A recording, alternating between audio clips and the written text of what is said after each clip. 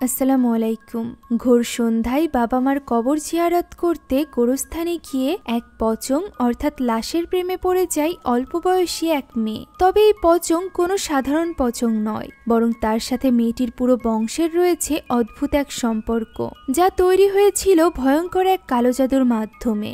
এখন পচংয়ের প্রেমে পাগল এই মেয়েটিকে কিভাবে এই বশীকরণের হাত থেকে বাঁচাবে তার বন্ধুরা, জানতে হলে দেখতে হবে ইন্দোনেশিয়ান সদ্য মুক্তি পাওয়া এই মুভিটি, যার নাম do you see what I see, যার গল্প নেওয়া হয়েছে রেডিওতে শেয়ার করা একটা সত্য ঘটনা থেকে। তো চলুন আর দেরি না করে সরাসরি চলে যাওয়া যাক এই ভুতুরে গল্পে। গল্পের শুরুতে এক বৃষ্টিঘন রাতে জঙ্গলের মাঝে থাকা এক গোরস্থানের দৃশ্য আমরা দেখতে পাই, যেখানে এই অঝোর বৃষ্টির মধ্যেই একজন লোক একটি কবর খুঁড়ে তার মধ্যে থাকা লাশ বের করে আনে। আর এরপর এই কাদামাখা পথ ধরে ওই লাশকে নিয়ে ঠেলাগাড়িতে করে সে কোথাও একটা রওনা দেয়। এই কাজগুলো করার সময় তার মধ্যে বিন্দুমাত্র ভয় ছিল না।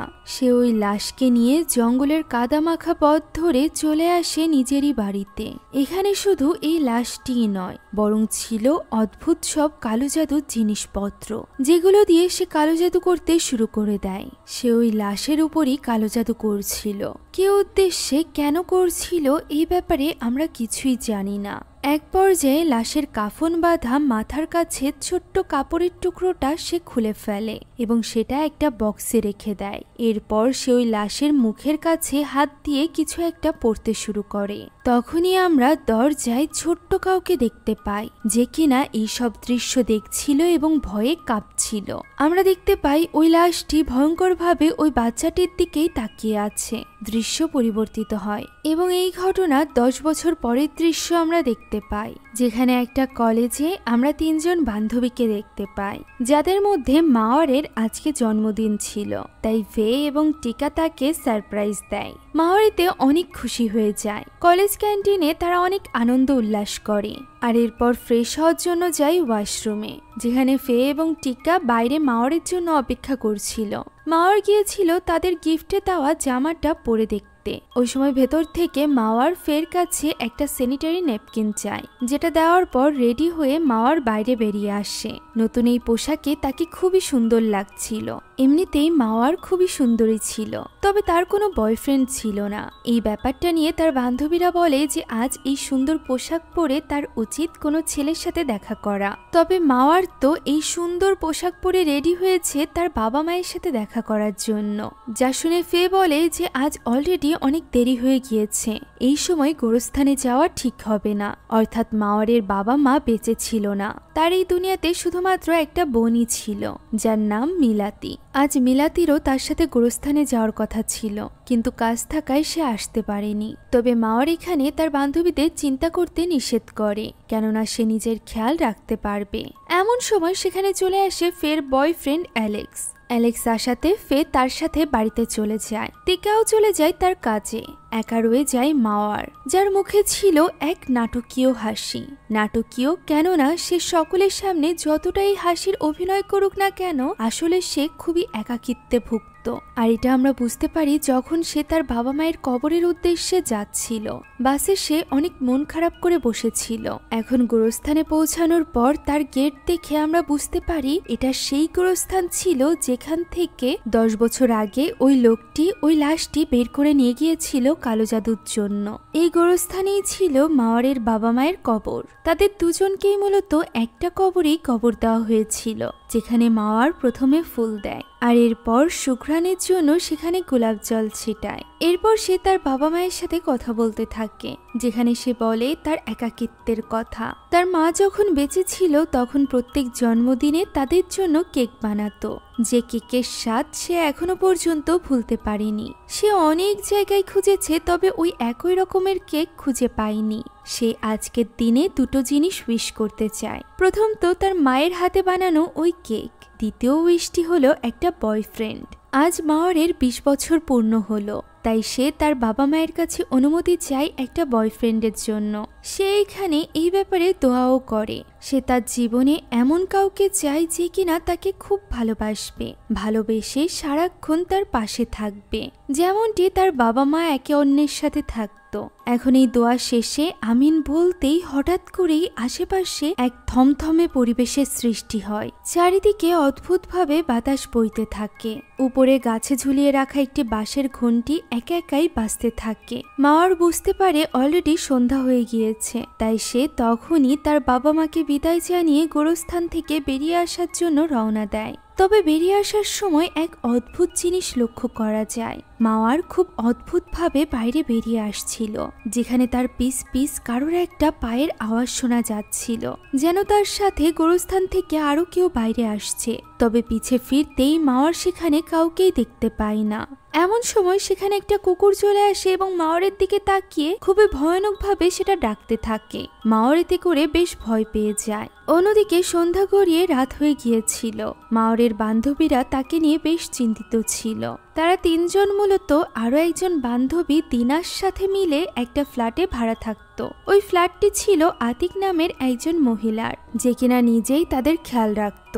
তবে এখানকার নিয়ম ছিল যে 10টার সময় সে গেট বন্ধ করে দিবে। তাই সে ফের সাথে আসা তার বয়ফ্রেন্ড অ্যালেক্সকে বলে সে যেন 10টার আগেই বেরিয়ে যায়। তখন ফে জিজ্ঞাসা করে মাওয়ার ফিরেছে কিনা। মাওয়ার এখনো বাড়ির বাইরে শুনে অ্যালেক্স জিজ্ঞাসা করে সে কোথায় গিয়েছে। উত্তরে ফে জানায় যে সে তার প্রত্যেক জন্মদিনেই তার বাবা মায়ের কবরের কাছে যায়। যা শুনে অ্যালেক্স নিজ মনেই বলতে থাকে বেচারা মাওয়ার, না তার বাবা মা আছে না তার বোন তার সাথে থাকে, এর উপর আবার তার কোনো বয়ফ্রেন্ডও নেই, সে পুরোপুরি একাকিত্বে ভোগে। যা শুনে তিকা তাকে আইডিয়া দেয় যে সে যেন তার জন্য একজন বয়ফ্রেন্ড খোঁজে, তার তো অনেক বন্ধুরা রয়েছে। এই নিয়ে তারা কথা বলছিল, এমন সময় সেখানে চলে আসে মাওয়ার। মাওয়ারকে এখানে বেশ খুশি দেখা যাচ্ছিল। গল্পের এই পর্যায়ে আমি আপনাদেরকে মেলবেট নামের একটি অ্যাপের সাথে পরিচয় করাতে চাই, যেটা সবথেকে বিশ্বস্ত বুকমেকার এবং ইউভেন্টাস সেই সাথে লা লিগার স্পন্সর। ক্যারিবিয়ান প্রিমিয়ার লিগ 29শে আগস্ট থেকে শুরু হতে চলেছে। এটা একটা ভালো সুযোগ সব ক্রিকেট প্রেমীদের জন্য তাদের পছন্দের টিমকে সাপোর্ট করার। এই অ্যাপে আপনারা সব ম্যাচের ফলাফল দেখতে পাবেন এবং ম্যাচ চলাকালীন বাজি ধরতে পারবেন যে কোন টিম জিতবে, কত রান হবে, কারা সব থেকে বেশি স্কোর করবে ইত্যাদি। আর এভাবেই আপনারা নগদ টাকা সহ BMW কার, আইফোন, ল্যাপটপের মতো আরো অনেক আকর্ষণীয় উপহার জিতে নিতে পারবেন। রেজিস্ট্রেশনের সময় আমার প্রোমো কোড HONT100 ব্যবহার করে প্রথম ডিপোজিটেই পেয়ে যেতে পারেন $130। আপনি খুব সহজেই আপনার জেতা টাকা বিকাশ, ব্যাংক, ক্রিপ্টো এবং অন্যান্য মাধ্যমে উইথড্র করতে পারবেন। সেই সাথে থাকছে 24 ঘন্টা কাস্টমার সাপোর্ট। তো আর দেরি কিসের, পিন কমেন্টে দেওয়া লিঙ্ক থেকে এখনই সাইন আপ করুন মেলবেটে। তো চলুন এবার মূল গল্পে ফিরে যাওয়া যাক। ফে যখন তাকে জানায় যে অ্যালেক্স তাকে তার সাথে করে ক্লাবে নিয়ে যেতে চায় বয়ফ্রেন্ড খোঁজার জন্য, তখন মাওয়ার এক লাজুক হাসি দেয়, যা দেখে তিকা এবং ফের আর বুঝতে বাকি থাকে না যে মাওয়ার বয়ফ্রেন্ড পেয়ে গিয়েছে। এর উপর আবার তার থেকে বেশ সুগন্ধির ঘ্রাণ আসছিল, যে কারণে তারা জিজ্ঞাসা করে যে মাওয়ারকে কেউ বাড়ি পর্যন্ত পৌঁছে দিয়েছে কিনা। মাওয়ার এই কথায় আরো বেশি লজ্জা পেতে থাকে, তাই তো সে তখনই তার ঘরে চলে যায়। সেখানে তার ব্যাগে ছিল একটা কাঠের বক্স, যে কাঠের বক্সের ভেতর ছিল লাল ফিতা, যেটা হাতে নিতেই সে ভীষণ খুশি হয়ে যায়। ঠিক ওই সময় তাদের বাড়িতে থাকা টেলিফোনটি বেজে ওঠে, যেটা রিসিভ করে তিকা। তবে অপর প্রান্ত থেকে কেউ কোনো কথা বলছিল না, শুধু ভেসে আসছিল অদ্ভুত একটা শব্দ। এতে করে বিরক্ত হয়ে তিকা ফোন রেখে দেয়। ফোন রেখে পিছে ঘুরতেই তার সামনে চলে আসে মাওয়ার। মাওয়ার খুবই অদ্ভুতভাবে তার দিকে তাকিয়েছিল, তবে তিকা এতে গুরুত্ব না দিয়ে তাকে এই ফোন কলের কথা বলে সেখান থেকে নিজের ঘরে চলে যায়। মাওয়ার খুবই অদ্ভুতভাবে তিকার দিকে তাকিয়ে থাকে।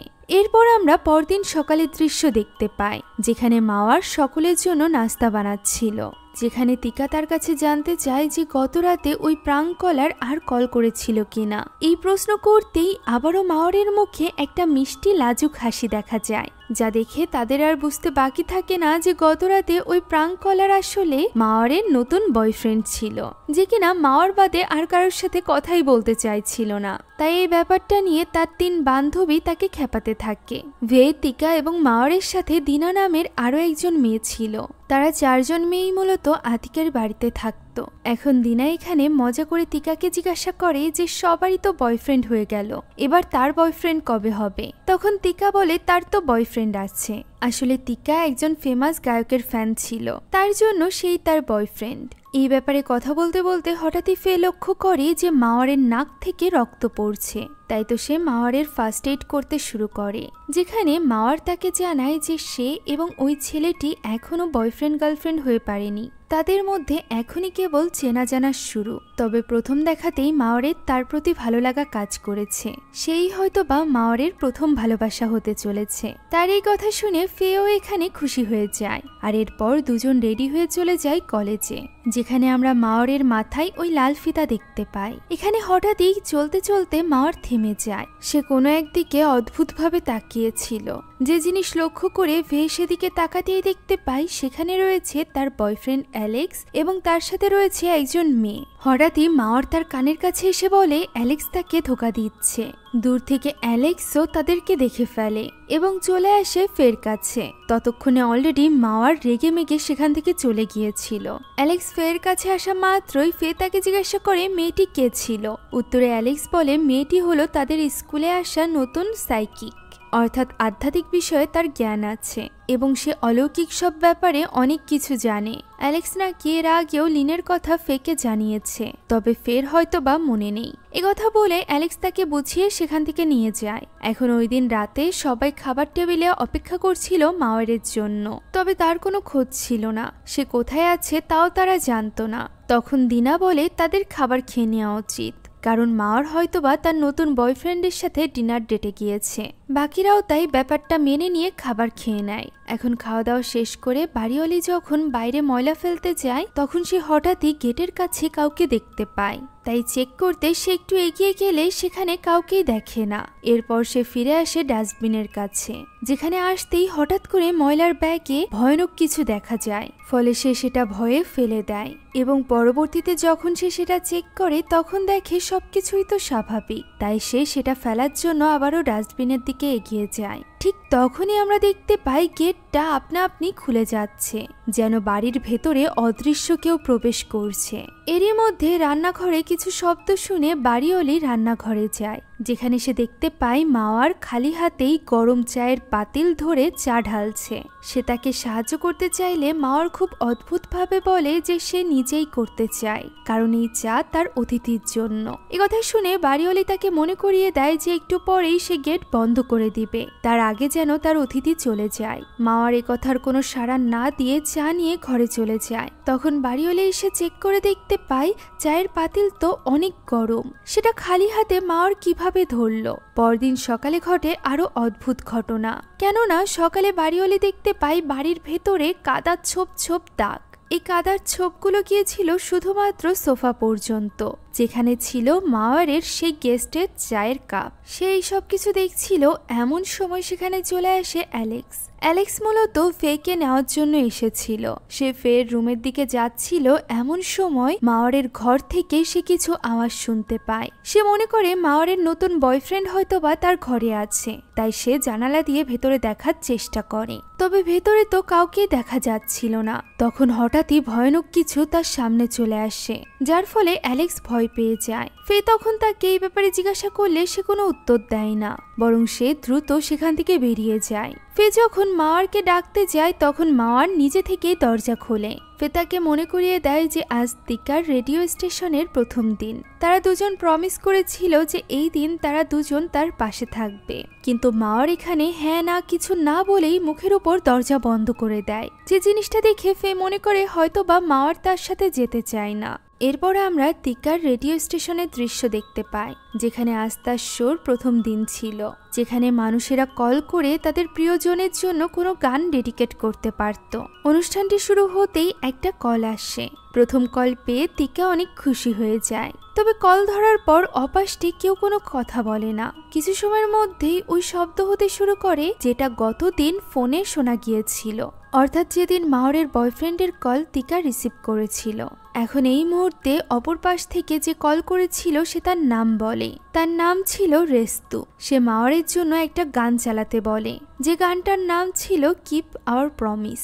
তিকা এখানে বুঝতে পারে তার বান্ধবী মাওয়ারের কথা এখানে বলা হচ্ছে। তবে রেস্তু আর কোনো কথা না বলেই ফোন কেটে দেয়। ওদিন ক্লাস শেষে তিকা ভের সাথে এই ব্যাপারে কথা বলে। ফেরও মনে হচ্ছিল যে কিছুদিন ধরে মাওয়ারের ব্যবহার বেশ অদ্ভুত। তিকা তার রেডিও স্টেশনের কথা বলে যে তার মনে হয় রেস্তু নামে কোনো ছেলের সাথেই তার সম্পর্ক চলছে, তাই তাদের খোঁজ নেওয়া উচিত যে তাদের কলেজে রেস্তু নামে কে আছে। তাই তো এই ব্যাপারে খোঁজ নেওয়ার দায়িত্ব ফে তার বয়ফ্রেন্ড অ্যালেক্সকে দেয়। এই ব্যাপারে ফোনে কথা বলার সময় অ্যালেক্স তাকে জিজ্ঞেস করে যে সে মাওয়ারকে কোনো ছেলের সাথে তার ঘরে দেখেছে কিনা। ফে এই কথার কোনো মানে না বুঝলে অ্যালেক্স আর কথা বাড়ায় না। অন্যদিকে ওই সময় আমরা মাওয়ারকে দেখতে পাই যে কিনা খুব সুন্দর করে রেডি হচ্ছিল।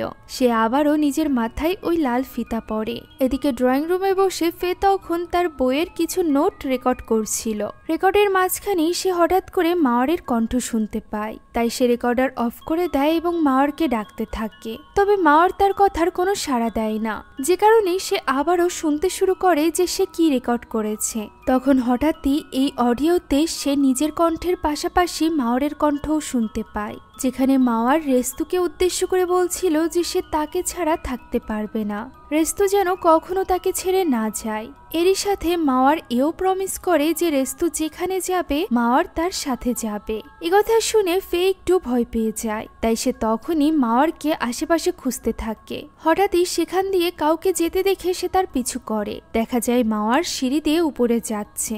সে মাওয়ারকে ডাক দেয় এবং জিজ্ঞাসা করে তার বয়ফ্রেন্ডের নাম রেস্তু কিনা, যার কোনো উত্তর না দিয়ে বরং রেস্তুর নাম শুনেই মাওয়ার একটা ভয়ানক হাসি দেয় এবং সেখান থেকে চলে যায়। ফে তার এই ব্যবহারে বেশ অবাক হয়। এই ব্যাপারটা সে পরদিন তিকাকেও বলে। এদিকে তিকা রেস্তু নামের সব ছেলেদের খোঁজ নিয়েছিল। তাদের কলেজে 3 জন রেস্তু ছিল, যাদের একজন মারা গিয়েছে, একজন 2 বছর আগে এই কলেজ ছেড়ে চলে গিয়েছে, আরেকজনের বয়ফ্রেন্ড আছে। অর্থাৎ এই 3 জনের কেউই ওই রেস্তু না যে রেস্তুর সাথে মাওয়ারের সম্পর্ক রয়েছে। ফলে ফে এখানে প্রচন্ড চিন্তিত হয়ে পড়ে মাওয়ারকে নিয়ে। তখনই অ্যালেক্স তার কাছে আসে এবং গতদিন যে সে মাওয়ারের ঘরে ওই ভয়ানক কিছু দেখেছিল সেই ব্যাপারটা জানায়, যা শুনে ফে প্রশ্ন করে যে সে কেন তাকে এতদিন এই কথা জানায়নি। উত্তরে অ্যালেক্স বলে তার কাছে মনে হয়েছিল সে হয়তো বা ভুল দেখেছে, তবে পরবর্তীতে লিনের সাথে কথা বলে তার মনে হয়েছে যে নিশ্চয়ই সেখানে আধ্যাত্মিক কিছু রয়েছে। লিনের নাম শুনে ফে তখনই লিনের সাথে কথা বলার জন্য উঠে চলে যায়। অ্যালেক্সও তার পিছু পিছু যায়, তবে ফে তো লিনের সাথে একাই কথা বলতে চাইছিল। সে মূলত লিনের আধ্যাত্মিক শক্তিকে কাজে লাগিয়ে মাওয়ারের ব্যাপারে জানতে চাইছিল।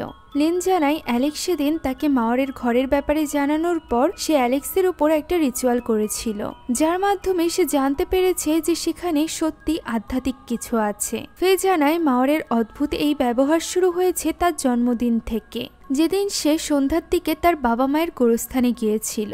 উল্লেখযোগ্য ব্যাপার হলো ওই দিন তার মেনস্ট্রুয়েশন চলছিল, যা শুনে লিন প্রশ্ন করে যে সেদিন কি সে ওই গোরস্থান থেকে কোনো কিছু নিজের সাথে করে নিয়ে এসেছিল।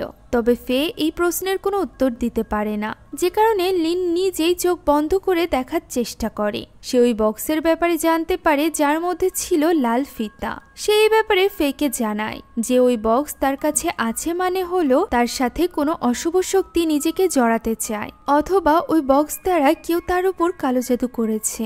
এখন ফের কাজ ছিল ওই বক্সটি খুঁজে বের করা, যে কারণে সে সরাসরি চলে যায় তাদের বাড়িওয়ালির কাছে এবং তার কাছে গিয়ে মাওয়ারের ঘরের এক্সট্রা চাবি চায়। একটু ইতস্তত বোধ করা সত্ত্বেও বাড়িওয়ালি তাকে চাবি দিয়ে দেয়, যেটা নিয়ে ফে সরাসরি চলে যায় মাওয়ারের ঘরে।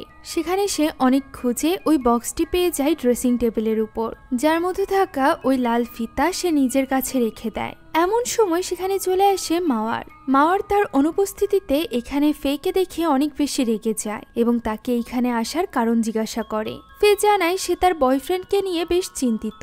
উত্তরে মাওয়ার বলে তার এই সব কিছু থেকে বাইরে থাকা উচিত, তার বয়ফ্রেন্ডের সাথে সে খুশি আছে।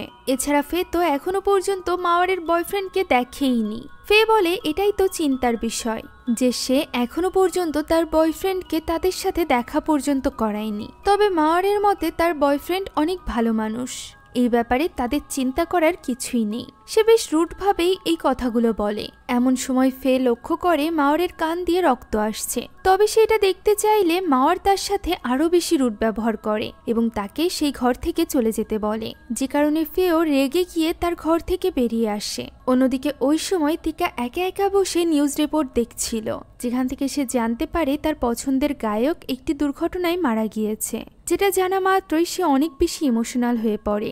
ওই সময় আবার ফে এসে তাকে মাওয়ারের ব্যাপারে বলতে চায়, তবে সে কোনো কিছু শুনতেই রাজি ছিল না।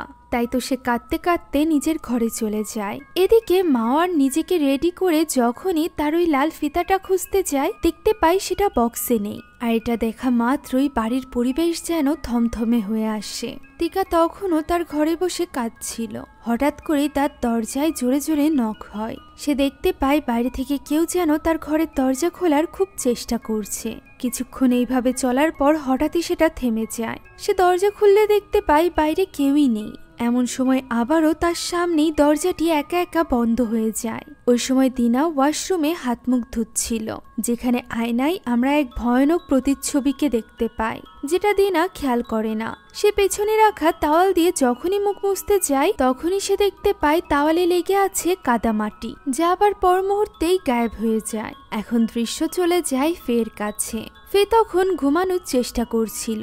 হঠাৎ করেই সে যে কাঁথার নিচে ঘুমিয়েছিল সেটা পরিণত হয় কোনো পচঙের কাদামাটি লাগা কাফনে। সে অনেক চেষ্টার পর এটার ভেতর থেকে বেরিয়ে আসতে পারে, আর এরপর দ্রুত ওই ফিতা হাতে বেরিয়ে যায় তার ঘর থেকে। কেননা সে বুঝতে পারছিল এই সব কিছু ওই ফিতার কারণেই হচ্ছে। সে যখন বাইরে দিয়ে হাঁটছিল, হঠাৎই পেছনে শব্দ শুনতে পায়। দেখা যায় পেছনে কাদা পায়ের ছাপ দেখা যাচ্ছে, তবে এই পাটা ছিল কোনো পচঙের পা। পচং যেভাবে লাফিয়ে লাফিয়ে চলে, সেভাবেই গোল গোল ছাপ পড়ছিল পেছনে, যা দেখে সে দৌড়ে চলে যায় টিকার রুমের দিকে। টিকা ওই মুহূর্তে ঘর থেকে বেরিয়ে এসে তাকে সামলে নেয়। পরদিন তারা দুজনই এই ফিতা নিয়ে পৌঁছে যায় লিনের কাছে। লিন একটি রিচুয়ালের মাধ্যমে বিশেষ পানিতে এই ফিতাটা দেয়, তবে যখনই সেটা তোলে তখনই সেটা পরিণত হয় কাফনের কাপড় বাঁধা ওই ছোট্ট টুকরো কাপড়ে, যা দেখা মাত্র লিন বলে ওঠে কোন এক পচং নিজেকে মাওয়ারের সাথে সংযুক্ত করে নিয়েছে। ফে এবং টিকা এই ব্যাপারে আরো জানতে চাইছিল,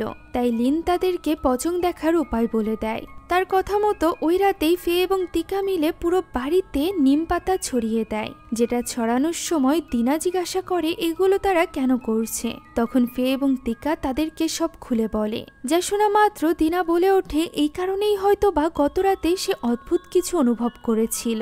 ফে এগিয়ে এসে বলে সেও অদ্ভুত কিছু অনুভব করেছে। টিকাও এই ব্যাপারে সম্মতি জানায়, তবে বাকি ছিল শুধুমাত্র বাড়িওয়ালি আতিক।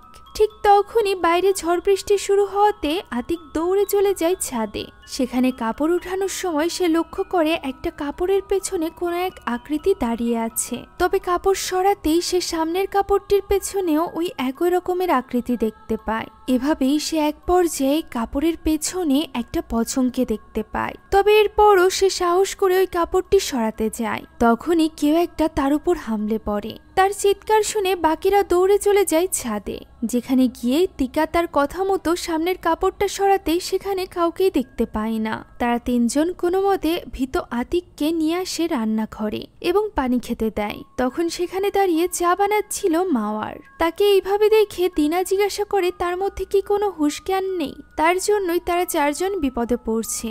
সে কি বুঝতে পারছে না যে তার বয়ফ্রেন্ড আসলে কি? তখন ফে বলে সে তার ব্যাপারে বলছে, কেননা তারা তাকে নিয়ে চিন্তিত। তাদের মনে হয় তার বয়ফ্রেন্ড তার জন্য ঠিক না। এ কথার প্রতি উত্তরে মাওয়ার বলে ওঠে তার বয়ফ্রেন্ডের নাম রেস্তু এবং সে খুবই ভালো। আর এরপর সে তাদের তিনজনকেই খুব আজে বাজে কথা বলতে থাকে। তাদের সকলের বয়ফ্রেন্ডকে নিয়ে অপমান করার পর সে বলে তারা যদি তার বয়ফ্রেন্ডকে দেখতে চায় তাহলে আজ রাতে রেস্তু তার সাথে দেখা করতে আসছে, তাই তারা যেন তার সাথে ড্রয়িং রুমে গিয়ে অপেক্ষা করে। সত্যি তার কথা মতো তারা চারজন ড্রয়িং রুমে গিয়ে বসে থাকে, তবে অনেকক্ষণ ধরে অপেক্ষা করার পরও সেখানে কেউই আসে না। ফে এই ব্যাপারে জিজ্ঞাসা করলে মাওয়ার খুব ভয়ানকভাবে বলে ওঠে যে রেস্তু অবশ্যই আসবে। তখনই হঠাৎই ঘরের সব বাতি নিভে যায়। ফোনের আলো জ্বালিয়ে তারা দেখতে পায় সামনে মাওয়ার নেই। ফলে তারা সকলে এই অন্ধকার বাড়িতে মাওয়ারকে খুঁজতে আরম্ভ করে।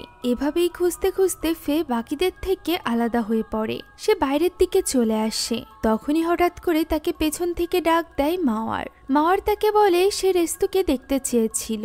এটা বলে সে তাকে ফলো করতে বলে সামনের দিকে এগিয়ে যায়। কিছুটা এগিয়ে মাওয়ার খুব অদ্ভুতভাবে থেমে যায় এবং তাকে পাশে দেখিয়ে বলে এটাই রেস্তু। পাশে তাকাতেই ফে দেখতে পায় সেখানে এক পচা গলা পচং দাঁড়িয়ে আছে, যাকে এইভাবে দেখে ফে প্রচন্ড ভয় পেয়ে যায় এবং দৌড়ে চিৎকার করতে করতে বাকিদের কাছে চলে আসে। বাকিরা তাকে জিজ্ঞাসা করছিল যে কি হয়েছে। তবে কি ঘটেছে তা বলার মতো অবস্থাও ফের ছিল না। এমন সময় মাওয়ারের কণ্ঠ শোনা যায়। সে তাদের সামনেই দাঁড়িয়েছিল এবং তার সাথে দাঁড়িয়েছিল ভয়ানক সেই পচং, যার নাম রেস্তু। তাকে দেখা মাত্রই তারা চারজন এত বেশি ভয় পেয়ে যায় যে তারা দৌড়ে চলে যায় উপরের একটা ঘরে। তবে সেখানে পৌঁছানোর পর ফের মনে পড়ে মাওয়ারের কথা। মাওয়ার নিজেও তো বিপদে ছিল। ফে নিজের বান্ধবীকে এত বড় বিপদে ফেলে কিছুতেই এখানে চুপচাপ বসে থাকতে পারবে না। তাই সকলে নিষেধ করা সত্ত্বেও সে দৌড়ে ঘর থেকে বেরিয়ে যায়। সে চারিদিকে মাওয়ারকে খুঁজতে থাকে। মাওয়ার তো নয়, তবে তার চারিপাশে আমরা রেস্তুকে দেখতে পাই, যে কিনা তার দিকে আস্তে আস্তে করে এগোচ্ছিল। এভাবেই মাওয়ারকে খুঁজতে খুঁজতে ফে পৌঁছে যায় একটা ঘরে, যেখানে উপরে ঝুলতে থাকা একটা লাইট বারবার নড়তে থাকে। তখন আমরা দেখতে পাই রেস্তু আস্তে আস্তে করে তার উপর আক্রমণ করতে চলেছে। তবে সঠিক সময় সেখানে টিকা চলে আসে, যার কারণে রেস্তু আর ফের কোনো ক্ষতি করতে পারে না। টিকা এখান থেকে ফেকে নিয়ে বের হচ্ছিল, এমন সময় তারা বাইরে মাওয়ারকে দেখতে পায়, যে কিনা একা একা বাড়ি থেকে বেরিয়ে যাচ্ছিল। ফে এবং টিকা গিয়ে তাকে ধরা মাত্রই সে সেখানেই অজ্ঞান হয়ে যায়। তারা দুজন মিলে তাকে ভেতরে নিয়ে আসে, যেখানে সে অঝরে কাঁদছিল। তার জন্য নাকি রেস্তু অপেক্ষা করছে, তারা যেন তাকে ছেড়ে দেয়। সে রেস্তুর কাছে যেতে চায়। একথা বলে সে কাঁদতে থাকে। কেউ তাকে বুঝিয়েই পারছিল না যে রেস্তু আসলে কোনো মানুষ নয়, বরং সে একটা পচং। ফে এবং টিকা তাকে শান্ত করার চেষ্টা করছিল। এমন সময় হঠাৎই তার কিছু একটা হয়ে যায়। ঠিক যেভাবে একটা লাশকে বাঁধা হয় সেইভাবেই তার হাত পা এক স্থানে আটকে যায়। সে হাওয়ায় ভাসতে শুরু করে, সেই সাথে জোরে জোরে হাসতে থাকে। তাকে কোনো মতে নিয়ন্ত্রণ করা যাচ্ছিল না, তাই তাকে দড়ি দিয়ে বেঁধে রেখে ফে এবং টিকা তখনই বেরিয়ে যায়। যাওয়ার সময় তারা আতিক এবং দিনাকে একটা নাম্বার দিয়ে বলে তারা যেন এই নাম্বারে যোগাযোগ করে এবং যত দ্রুত সম্ভব মিলাতিকে এখানে আসতে বলে। একথা বলে তারা সরাসরি চলে যায় লিনের হোস্টেলে। তবে অবাক করে দিয়ে সেখানে দরজা খোলে অ্যালেক্স।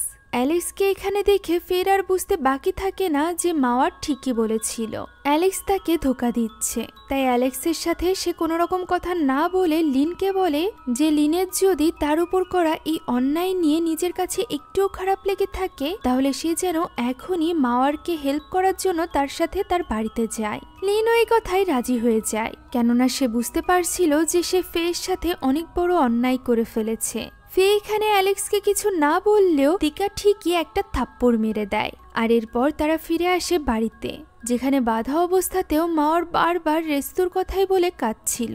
লিন তার এই অবস্থা দেখে ওই নিম পাতা চায়, যে নিম পাতা ছড়ানোর ফলে রেস্তু ওই রাতে তাদের সামনে এসেছিল। কিছুটা নিম পাতা সে পানির সাথে জ্বালায়, আর কিছুটা নিম পাতা সে পুরো ঘরে ছড়িয়ে দেয়। আর এরপর মোমবাতি সেই সাথে আরো কিছু জিনিসপত্র দিয়ে সে রিচুয়ালের জন্য একটা জায়গা রেডি করে। এরপর সে ফে এবং টিকাকে বলে মাওয়ারকে এখানে নিয়ে আসতে। ঠিক তখনই পেছনের দরজায় শব্দ হয়ে ওঠে। লিন যায় সেটা চেক করতে, তবে সেখানে কেউই ছিল না। এরই মধ্যে ফে এবং টিকাও মাওয়ারকে নিয়ে চলে আসে। এটা দেখে লিন যখনই বাইরের জানালার দিকে তাকায়, তখনই একটা অবয়ব তার সামনে চলে আসে। ফলে সে ভীষণ ভয় পেয়ে যায়। এমন সময় মাওয়ার ওই রিচুয়ালের কাপড় সহ ঘুরতে আরম্ভ করে। ঘুরতে ঘুরতে হঠাৎ করে দরজা খুলে যায় এবং মাওয়ার সেদিকেই সরে চলে যেতে থাকে। পথে লিন কোনোভাবে আটকে নেয়। বাকিরা গিয়েও তাকে আটকানোর চেষ্টা করতে থাকে। অন্যদিকে কোনো এক শক্তি, বলা যেতে পারে ওই পচং অর্থাৎ রেস্তু, তাকে টানতে থাকে বাইরের দিকে। সুযোগ বুঝে আতিক কোনো মতে দরজাটি আটকে দেয়, যার ফলে মাওয়ার আবারও ছটফট করতে থাকে। তখন পানিতে সিদ্ধ করা নিম পাতা আস্তে আস্তে করে তার শরীরে দিয়ে দেয় লিন। সেই সাথে ওই রিচুয়ালের কাপড় দ্বারা তাকে কাফনের কাপড়ের মতো পেঁচিয়ে ফেলে তারা। আর এভাবেই কোনো মতে মাওয়ার ওই রাতের মতো শান্ত হয়। পরদিন সকালেই একটা ভয়ানক স্বপ্ন দেখে ফের ঘুম ভাঙে, যেখানে সে দেখতে পায় সে নিজে মারা গিয়েছিল এবং বাকিদের সাথে মাওয়ার বসে তার জন্য দোয়া কালাম পড়ছিল।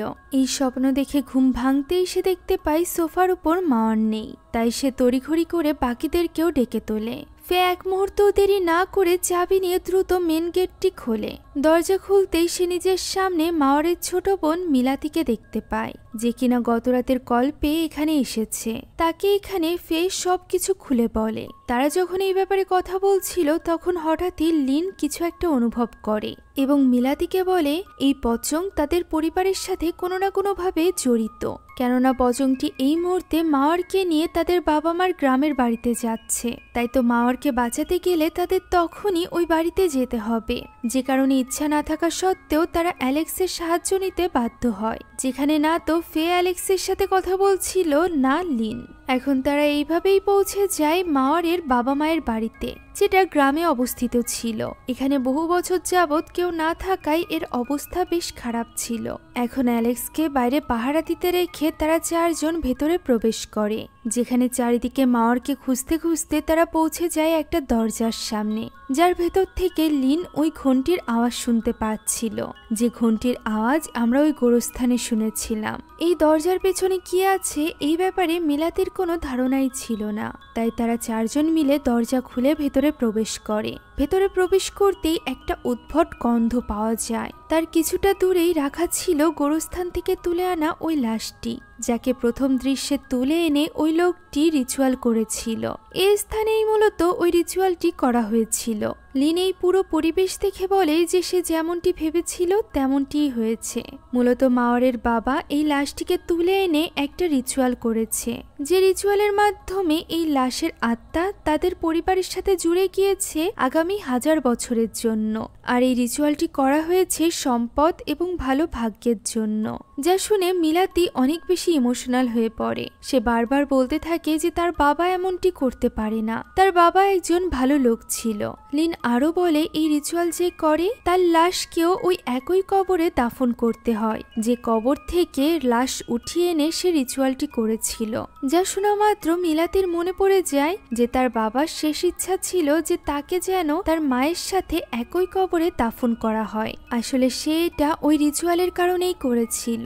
সে যে কবর থেকে রেস্তুর লাশ উঠিয়ে এনেছিল সেই কবরেই সে তার স্ত্রী অর্থাৎ মাওয়ারের মাকে দাফন করেছিল, যাতে করে তার মৃত্যুর পর তার লাশকেও মানুষেরা ওই কবরেই দাফন করে। মিলাতি কিছুতেই মেনে নিতে পারছিল না যে তার বাবা এত বড় একটা রিচুয়াল করেছে, তাও আবার তাদের থেকে লুকিয়ে, যার কারণে তাদের এত বড় একটা বিপদে পড়তে হয়েছে।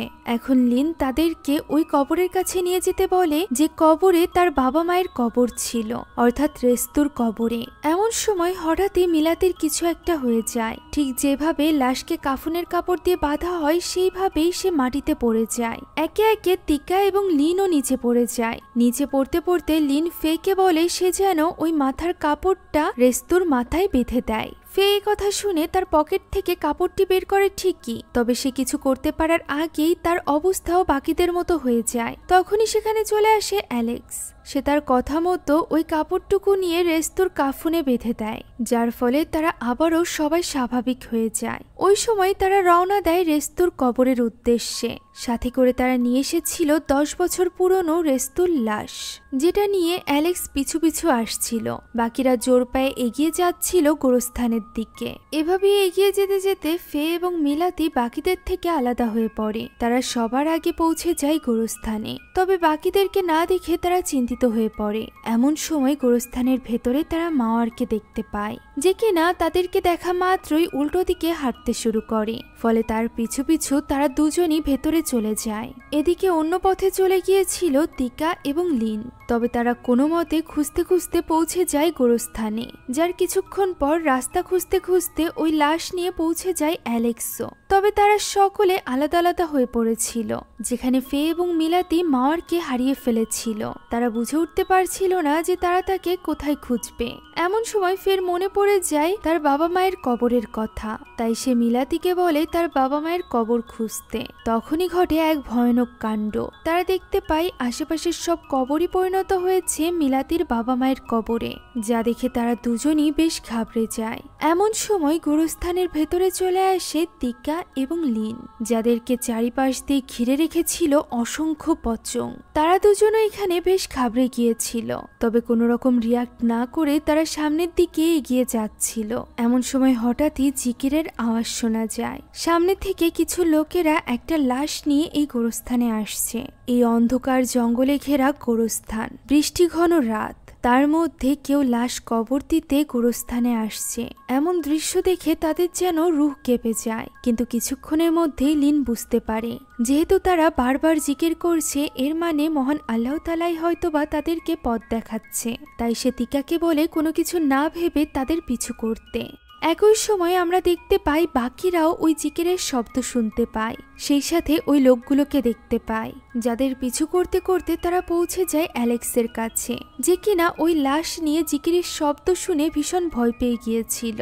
এখন পরিস্থিতি পুরোপুরি স্বাভাবিক হয়ে যায়, তারা সবাই এক হয়ে যায়, আশেপাশের কবরগুলোও স্বাভাবিক হয়ে যায়। যা দেখে মিলাদি তখনই তাদেরকে নিয়ে যায় তার বাবা মায়ের কবরের কাছে, যেখানে পৌঁছে তারা আর এক মুহূর্ত অপেক্ষা করে না। তখনই ওই কবর খোঁড়া শুরু করে দেয়। ওই কবরে পাশাপাশি তাদের বাবা মাকে কবর দেওয়া হয়েছিল। এখন সেখানকার কাঠ সরাতেই দেখা যায় সেখানে ওই কবরের নিচেই রয়েছে মাওয়ার। তারা মাওয়ারকে তুলতে শুরু করে। অন্যদিকে লিন উপরে একটা সাদা কাপড় বেছায়, যেটার উপরে এনে শুয়ে দেওয়া হয় মাওয়ারকে। এদিকে মাওয়ারকে বাঁচানোর জন্য লিন এখানে নিম পাতা দিয়ে তার উপর রিচুয়াল শুরু করে দেয়। অন্যদিকে রেস্তুর কবরে তার লাশকে কবর দিতে শুরু করে বাকিরা। এখানে মাওয়ারের পাশে বসে তার ছোট বোন মিলাতি তার জ্ঞান ফেরানোর আপ্রাণ চেষ্টা করছিল। অন্যদিকে রেস্তুর লাশকে কবরে দিয়ে তারা প্রায় কবর দেওয়া শুরু করেছিল। এমন সময় মিলাতি মাওয়ারের জ্ঞান ফেরানোর জন্য তাকে শ্বাস প্রশ্বাস দিতে শুরু করে। আর এটা করার সময় হঠাৎই মাওয়ার তার ঠোঁট কামড়ে ছিঁড়ে নেয় এবং সেই সাথে ভয়ানকভাবে হাসতে থাকে। আর এরপর সে আচমকা উঠে কাঁদতে শুরু করে, সেই সাথে রেস্তুকে ডাকতে থাকে। সে রেস্তুকে ছাড়া এক মুহূর্ত থাকতে পারবে না। একথা বলা মাত্রই রেস্তুর লাশ ভয়ঙ্করভাবে মাথা ঘুরিয়ে তাদের দিকে তাকায়, যা দেখে বাকিরা ভীষণ ভয় পেয়ে যায় এবং দ্রুত তাকে কবর দিতে শুরু করে। অন্যদিকে চিৎকার করে রেস্তুকে ডাকতে থাকে মাওয়ার। সে বাকিদেরকে নিষেধ করে তার সাথে এমনটি করার জন্য। তবে ফে এবং মিলাতি তাকে বোঝানোর চেষ্টা করে যে তারা তাকে ভীষণ ভালোবাসে, তাই সে যেন তাদেরকে ছেড়ে কিছুতেই না যায়। তারা তাকে ছাড়া থাকতে পারবে না। কিন্তু মাওয়ার তো কোনো কিছু শুনতে রাজিই ছিল না। এক পর্যায়ে গিয়ে মিলাতি তাকে তার করা ওই ওয়াদার কথা মনে করিয়ে দেয়, যে ওয়াদা তারা তাদের বাবাকে করেছিল, যে তারা সব সময় একে অন্যের প্রয়োজনে থাকবে। মিলাতি বলতে থাকে মাওয়ারের তার জীবনে খুব প্রয়োজন, সে যেন তাকে একা ফেলে না যায়। এরই মধ্যে অ্যালেক্স এবং তিকা মিলে রেস্তুকে কবরও দিয়ে দেয়, যার ফলে মাওয়ার এবার শান্ত হয়ে যায়। ভোরের আলো ফোটার সাথে সাথে তারা সকলে মাওয়ারকে নিয়ে বাড়িতে ফিরে আসে। কয়েকদিন পরের দৃশ্যে আমরা দেখতে পাই মাওয়ার এখন পুরোপুরি স্বাভাবিক হয়ে গিয়েছে। আগের মতো করেই সকলের সাথে মজা করছে। তাদের বন্ধুত্ব আগের থেকেও অনেক বেশি গভীর হয়ে গিয়েছে। লিনও এখন তাদের বন্ধুদেরই আওতাভুক্ত। তবে বন্ধুদের আয়তে থেকে বাইরে চলে গিয়েছে অ্যালেক্স। অ্যালেক্সের সাথে সব সম্পর্ক ফে ভেঙে দিয়েছে। অ্যালেক্স অনেকবার চেষ্টা করেছে ফের কাছে ক্ষমা চাওয়ার, তবে ফে তো তাকে ক্ষমা করেইনি, সেই সাথে লিনও তার সাথে আর কোনো সম্পর্ক রাখেনি। এখন এইভাবেই মাসের শেষের দিনটা চলে আসে। এই মাসটা তাদের জন্য বেশ কঠিন ছিল। একথা মনে করে ফে এখানে তার দেওয়া ক্লিপটি আবারও মাওয়ারকে পরিয়ে দেয়। এই ক্লিপটি সে ওই জন্মদিনের দিন মাওয়ারকে পরিয়ে দিয়েছিল, যেটা মাওয়ার সেদিন রেস্তুর লাশের কাছে ফেলে এসেছিল। সে এটা নতুন জীবনের শুরু হিসাব করে মাওয়ারকে পরিয়ে দিলেও মাওয়ারের মধ্যে এক অদ্ভুত পরিবর্তন দেখা যায়। আগের মতোই সে সকলের সামনে হাসলেও যখনই সে একা হয়ে যায় তখনই তার চোখ ভরে ওঠে অশ্রুতে। সে আবারও অদ্ভুত ব্যবহার করতে শুরু করে। অদ্ভুতভাবে সে আয়নার দিকে তাকায়। পরদিন সকালে ঘুম ভাঙতেই ফে দেখতে পায় দরজার কাছে একটা চিঠি পড়ে আছে, যে চিঠিটি মাওয়ার তাদেরকে উদ্দেশ্য করে লিখেছিল। সে প্রথমে সকলকে ধন্যবাদ জানায় যে তাকে এত ভালোবাসা এবং কেয়ার করার জন্য। হয়তোবা তাদের মতে রেস্তু তার জন্য ঠিক না, কিন্তু মাওয়ারের চোখে রেস্তুই তার একমাত্র ভালোবাসা, যে কিনা মাওয়ারকে মাওয়ারের মতো করেই ভালোবাসে। সে অনেক খুশি যে এই বছর জন্মদিনে তার চাওয়া পূর্ণ হয়েছে। সে রেস্তুকে ছাড়া কিছুতেই থাকতে পারবে না। এই চিঠি পড়তে পড়তে বাকিরাও তার দরজার সামনে ছুটে আসে, কেননা সকলে বুঝতে পেরেছিল যে মাওয়ার কি করতে চলেছে। তারা কোনো মতে দরজাটি খোলে এবং দেখতে পায় তাদের সামনেই মাওয়ার ঝুলে আছে। চিঠিতে শেষ একটা কথা লেখা ছিল যে মাওয়ার খুব খুশি হতো যদি বাকিরাও তার মতো করেই রেস্তুকে দেখতে পেত, যেভাবে সে রেস্তুর ভালোবাসা দেখত। এই কথার মধ্য দিয়ে দৃশ্য পরিবর্তিত হয় এবং আমরা 10 বছর আগের দৃশ্য দেখতে পাই, যেদিন মাওয়ারের বাবা রেস্তুর লাশের উপর ওই কালো জাদু করছিল। ওই দিন মাওয়ার দরজার ফাঁকা দিয়ে রেস্তুকে দেখে ফেলেছিল, যেটা মাওয়ারের বাবাও বুঝতে পারে। তাই তো মাওয়ার ভেতরে আসতেই সে তাকে জড়িয়ে ধরে এবং তার সাথে রেস্তুর পরিচয় করিয়ে দেয়। সেই সাথে বলে যে রেস্তু তাদের পরিবারের রক্ষা করবে। সেদিন থেকেই মূলত মাওয়ারের মনে রেস্তুর জন্য একটা পজিটিভ ফিলিং চলে এসেছিল। এর উপর আবার গত জন্মদিনে সে যখন মেনস্ট্রুয়েশন চলা অবস্থায় সন্ধ্যার সময় ওই গোরস্থানে গিয়েছিল, তখন রেস্তুর আত্মা তার সাথে কানেক্ট করে ফেলে। এমনিও ওই রিচুয়ালের ফলে রেস্তুর আত্মা তাদের পরিবারের সাথে কানেক্টেড হয়ে গিয়েছিল। আর এই কানেকশন শুধুমাত্র মাওয়ারের মধ্যেই সীমাবদ্ধ নয়, বরং তাদের পরিবারের সাথে সে জড়িত আগামী 1000 বছর পর্যন্ত। এর মানে হিসাব সোজা, মাওয়ারের বাবার এই ছোট্ট একটা রিচুয়ালের কারণে শুধুমাত্র মাওয়ারই শিকার হয়নি, বরং আগামীতে আসা তাদের ভবিষ্যৎ প্রজন্ম রেস্তুর শিকার হতে চলেছে।